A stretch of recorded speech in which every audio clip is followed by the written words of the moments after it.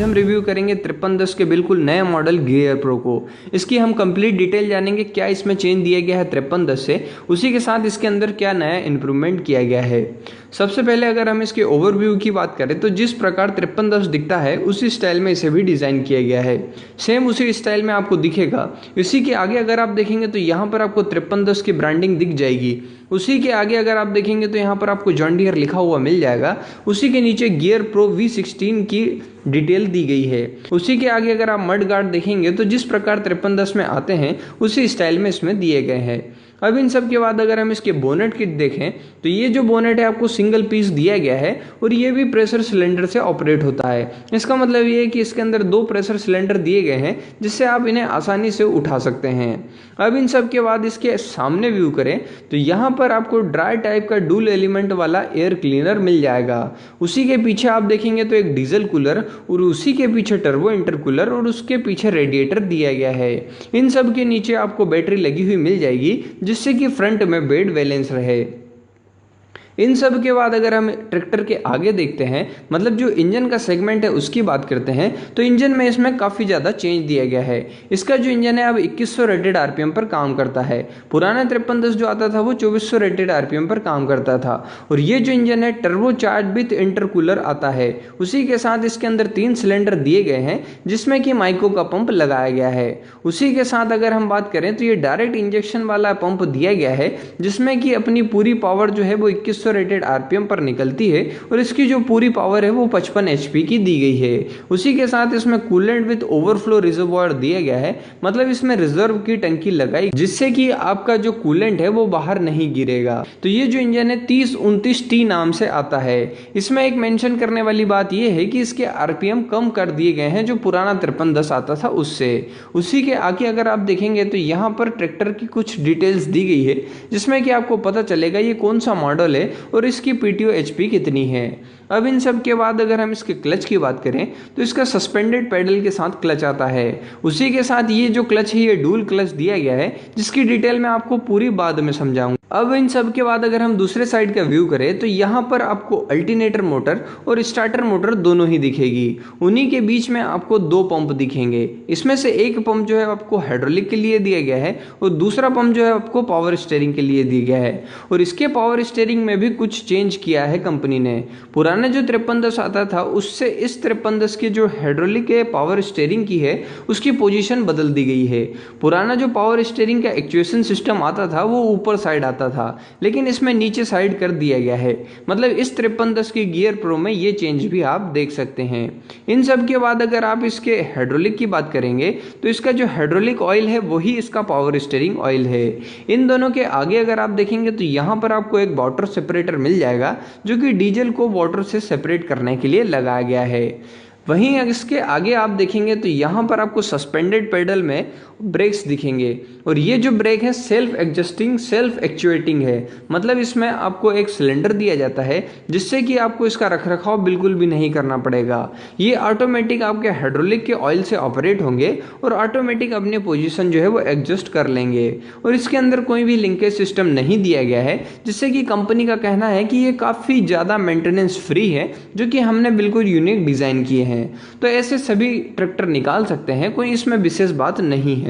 अब इन सब के बाद अगर हम इस ट्रैक्टर के ऊपर बैठ कर देखते हैं कि क्या इसके अंदर चेंज दिया गया है, तो जब आप इंस्ट्रूमेंट क्लस्टर देखेंगे तो ये बिल्कुल ओल्ड स्टाइल में ही दिख रहा है जिस प्रकार 5310 का दिखता था।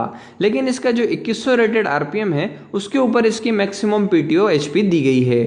उसी के साथ इसमें आपको डिजिटली पता चलेगा कि कितने घंटे आपके ट्रैक्टर ने काम किया। बाकी सभी इसमें मीटरी डिज़ाइन दी गई है। उसी के बाद अगर आप नीचे देखेंगे तो इसके अंदर काफ़ी बड़ा बम्प आपको बीच में मिलेगा। इसका मतलब ये कि बीच में जो बम्प है उससे आपको थोड़ी सी अनकंफर्टेबल फील हो सकता है ड्राइविंग में। अब इन सब के बाद अगर हम इसके गियर बॉक्स की बात करें तो इसके जो गियर बॉक्स है वो 12 फॉरवर्ड और 4 रिवर्स वाला दिया गया है। और ये जो गियर बॉक्स है इसी कारण से इसे गियर प्रो कहा जाता है। इसके अंदर आपको 12+4 का जो गियर बॉक्स है इसमें एक साइड आपको ABCD मिलेगा और दूसरे साइड आपको 3 गियर और 1 रिवर्स मिलेंगे। उसी के साथ इस गियर बॉक्स में ही आपको पार्किंग ब्रेक दिया गया है। इसका मतलब ये कि आप इसमें पार्किंग ब्रेक लगा देंगे तो आपका जो ब्रेक्स हैं वो ऑटोमेटिक लग जाएंगे। उसी के साथ ये साइड शिफ्टेड और काफ़ी अच्छी पोजीशन में आते हैं। अब इन सब के बाद अगर हम इसकी हाइड्रोलिक की बात करें तो ये एडीडीसी टाइप की दी गई है।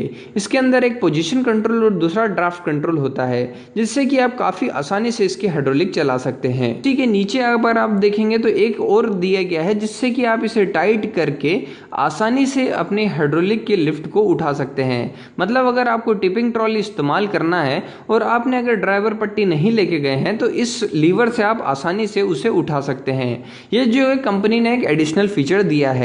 उसी के आगे अगर आप देखेंगे तो इसमें डिफरेंशियल लॉक भी दिया गया है। अब इन सब के बाद अगर हम दूसरे साइड का व्यू करें तो यहाँ पर आप देखेंगे इसमें एक लीवर दिया गया है, जिससे कि आप पीटीओ का क्लच को इंगेज कर सकते हैं। इसे आप पीटीओ क्लच भी कह सकते हैं। उसी के आगे अगर आप देखेंगे तो यहाँ पर आपको 540 और 540 इकोनॉमी ऑप्शनल के लिए पीटीओ का लीवर दिया गया है, जिससे कि आप दो अलग अलग पोजीशन पे अपनी पीटीओ चला सकते हैं। इसी के साथ एक और बड़ा चेंज इस ट्रैक्टर में दिया गया है, जो इसका फ्यूल टैंक है। इसके फ्यूल टैंक में आपको जो इंडिकेशन स्विच है वो ऊपर लगा हुआ मिलेगा। उसी के साथ अगर हम इसकी कैपेसिटी की बात करें तो ये 68 लीटर का दिया गया है, मतलब 68 लीटर का दिया गया है। उसी के साथ इसमें आपको मीटर की पोजीशन भी चेंज मिलेगी, जिससे कि आपको काफ़ी एक्यूरेसी से रिजल्ट मिलेंगे। इन सब के बाद अगर हम इसके हाइड्रोलिक की बात करें तो इसकी जो हाइड्रोलिक है वो जेडी रॉक सॉफ्ट नाम से आती है, और ये जो है 3 पॉइंट सेंसिंग के साथ है। और हम इसकी लिफ्टिंग कैपेसिटी की बात करें तो ये लगभग 2000 केजी की दी गई है, मतलब काफ़ी ज़्यादा लिफ्टिंग कैपेसिटी दी गई है। और ये जो हाइड्रोलिक दी गई है इसके अंदर आपको रॉक सॉफ्ट मिलती है, जिससे कि काफ़ी आसानी से आपकी जो हाइड्रोलिक है वो ऑपरेट होती है। और इसका जो साइज़ है वो काफ़ी ज़्यादा बड़ा दिया गया है इस 55 HP सेगमेंट में। उसी के साथ इसमें आपको 3 अलग अलग पॉइंट मिलते हैं, जिस पर आप अपनी मिट्टी के हिसाब से सेंसिंग पर चला सकते हैं। इन सब के बाद अगर हम इसकी पीटीओ की बात करें तो इसकी पीटीओ 540 और 540 इकोनॉमी में आती है। और वहीं इसकी पीटीओ एचपी की बात की जाए तो ये 49.5 की पीटीओ एचपी दी गई है, जो कि एक काफ़ी अच्छी सेगमेंट है 55 एचपी में। इन सब के बाद इसका एक्सल देखा जाए तो ये सिंगल पॉइंट ग्रीसिंग के साथ एपिसाइक्लिक रिडक्शन में आता है। और इसका जो एपिसाइक्लिक रिडक्शन है वो काफ़ी बड़े साइज में दिया गया है, जो कि काफ़ी अच्छी बात है। उसी के साथ टायर साइज की बात की जाए तो 650/20 के फ्रंट टायर और 16/9/28 के रेयर टायर दिए गए हैं। तो इस वीडियो से आपको पता चला होगा कि 5310 गियर प्रो में जो मेजर चेंजेस हैं वो इसके इंजन के रेटेड आरपीएम और उसी के साथ इसके गियर बॉक्स में है। जो किसान भाइयों को कमी खल रही थी गियर बॉक्स में स्पीड कम होने की, उसे इम्प्रूव करके इसमें ज़्यादा गियर दिए गए हैं, जिससे कि आप काफ़ी आसानी से हाई स्पीड इससे काम करवा सकते हैं। क्योंकि पुराने 5310 में काफ़ी किसान भाइयों को एक प्रॉब्लम लगी थी कि उसकी जो स्पीड है वो थोड़ी सी कम है। तो इस गियर प्रो से आपको काफ़ी आसानी मिलेगी ट्रैक्टर को चलाने में। तो यही सब कुछ है 5310 के गियर प्रो मॉडल के बारे में।